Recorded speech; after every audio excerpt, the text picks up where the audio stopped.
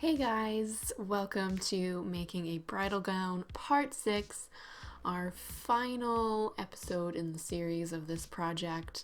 I want to thank you guys for sticking with me through this whole thing. It has been a journey, to say the least.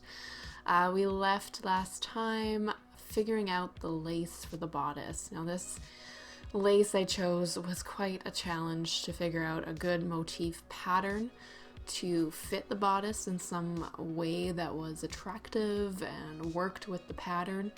So I pretty much just traced over my bodice pieces so that it was one complete piece, and then now I'm trying to figure out where the darts are gonna go to get that shape nice. Finally figured something out, and now I'm trimming the edge, removing some of that excess so we can work with it a little bit better.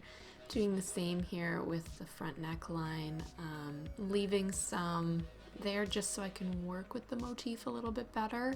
Leave some, excess dangly bits maybe to get some nice, extra detail going on. That's sort of what I did, was my thinking here with the back piece, leaving some of that floral motif just so I can maybe bring it up the back straps a little bit. Just trying to be creative with the lace pattern as best as I could.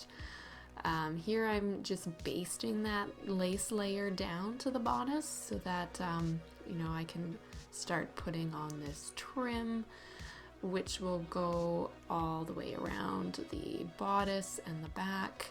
It is just some remnants from extra lace I had, and I thought the nice scallopedness of it was quite pretty, so I wanted to put that around the neckline and along the slit as well. I cut out so many of these motifs for this dress because I noticed there was quite a few gaps in the lace that sort of just didn't play well with the continuation of the skirt to the bodice, so we sew on a lot of extra little pieces here, and finding the right piece was quite a challenge. So I'm using this clear thread, which I like to do with lace projects just because it's clear. It's nice to use on lace because there's already netting there underneath, so it really just is super invisible underneath the whole thing. And oh my gosh, there was a lot of hand sewing on this dress. The next bit that we've got to do here is to actually sew down this nice trim that we've pinned. I'm using just a regular fell stitch, which is sort of like a catch stitch. You work from right to left, you make a little stitch, and then you continue above your last stitch, so you're sewing both things down. It's really good for doing lining and doing that stay stitching on your linings and facings. So I'm pretty much just doing that. You could do a regular stitch too on this, but the fact that we couldn't use a machine because it's right through all layers of the fabric, hand stitching was really the only option. I'll continue with this fell stitch all the way down the back side as well. This is another piece that we've added to the front to sort of fill in another gap. I did do a little clear basting straight along the waist as well to sort of tie down any loose bits, because we're putting the top bodice layer over top of the skirt, because I wanted to leave some free flowing little ends of the floral motif so that it looked kind of, unfinished, and just some extra detail there. It's something that she wanted on the dress, something to look a little bit fairy-like and just relaxed kind of look, I guess. Turned out really nice. And here we are doing the same thing with the clear thread, I believe, and just securing that dart so that it stays nice and flat. Same fell stitch as well for that too, and we did that on both sides. So here's the bodice complete with the lace on it. Left it pretty, left some empty space there, just tied in some really obvious gaps in the lace. The next big thing is the hem for the skirt. Now in the last part where we worked on this, we just left it as a raw lace edge, but we're gonna need to do something a little bit fancier to finish it off. So I went back to the remnants bin, found a nice part of the lace. Again, this lace was such a challenge. The motif was sort of like, was a gradient. It sort of lessened in density from one side to the other, so it was pretty hard to get a consistent piece with it. So this was just one edge, one selvage actually of the lace.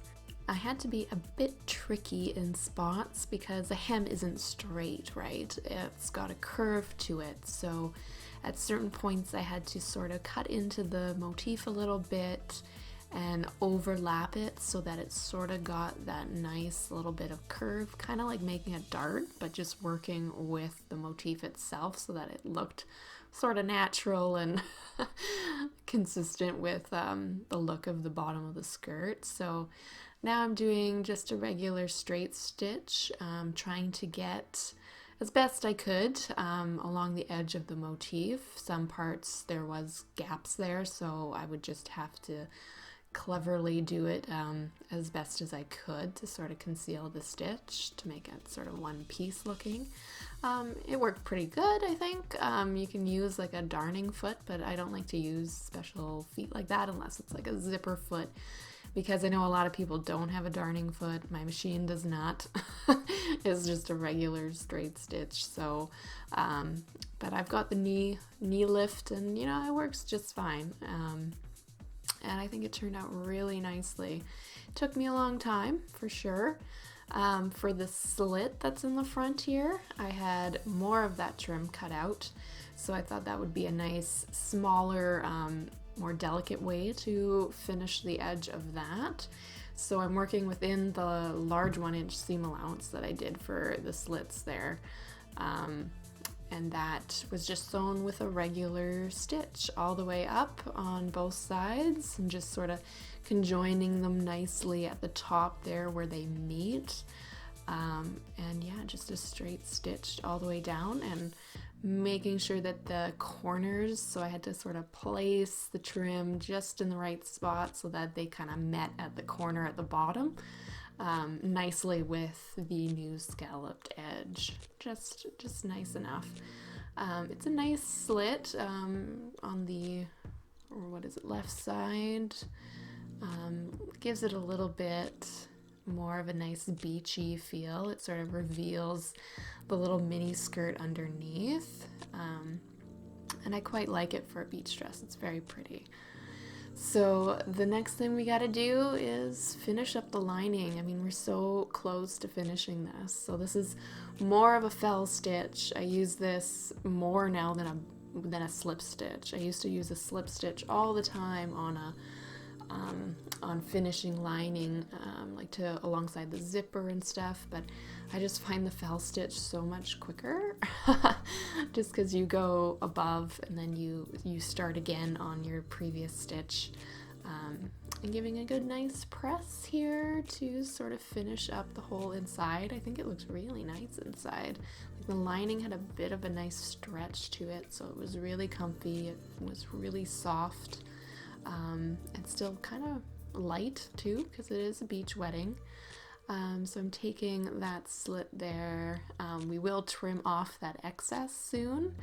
So I'm just making sure that it sort of lies nice and flat, like the edges of the trim that we just sewn on aren't sticking up.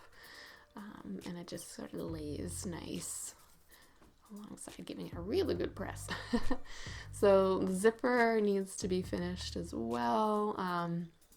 We sewed that in last time, so now the lining gets sort of tucked under, and we'll do a fell stitch all the way down.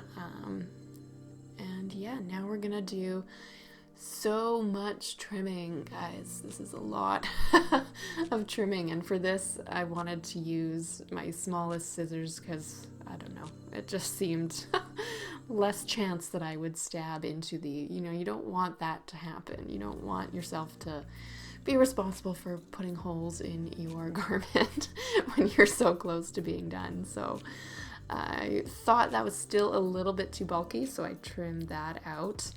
And now along the skirt, I noticed, sometimes my stitches weren't close enough, or I couldn't get, right up in the curve of some of these really elaborate floral things. So there was just a little bit of odds and ends just sort of sticking up, and I just went through the whole thing and re-tacked it down so that it stayed flat. And more trimming along the skirt. Now we know that the scalloped edge is on there, so that we know the skirt is going to be long enough without that backing excess material, so it's totally unnecessary. It makes it look way less dense and like it's one complete delicate piece of lace, right? And this, my friends, is the final step to this dress. Thank you guys for watching this series. I really appreciate it. I hope you've enjoyed, and I'll catch you next time.